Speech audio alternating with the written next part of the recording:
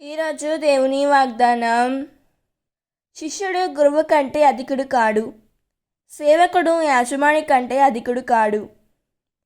మత్తయి సువార్త 10వ అధ్యాయం 24వ వచనం.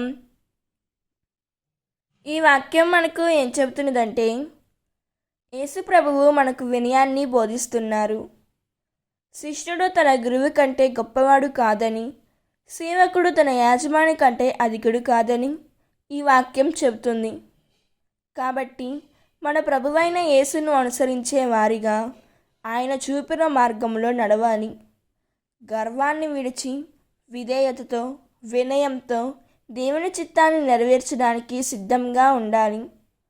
యేసు ఎదుర్కొన్న కష్టాలను చూసి మనం కూడా విశ్వాసంలో నిలకడగా ఉండి ఆయనను పోలి జీవించడానికి ప్రయత్నిద్దాం.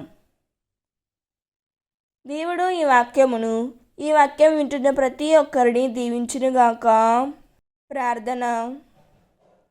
ప్రియమైన పరలోక తండ్రి, నీ వాక్యము ద్వారా నాకు వినయాన్ని, విధేయతను నేర్పినందుకు నీకు కృతజ్ఞతలు.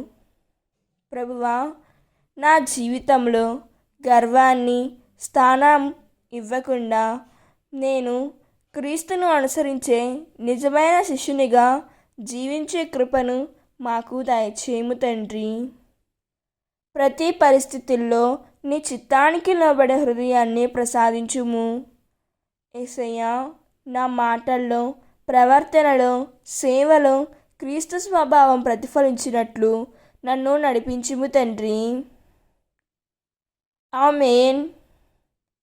God bless you.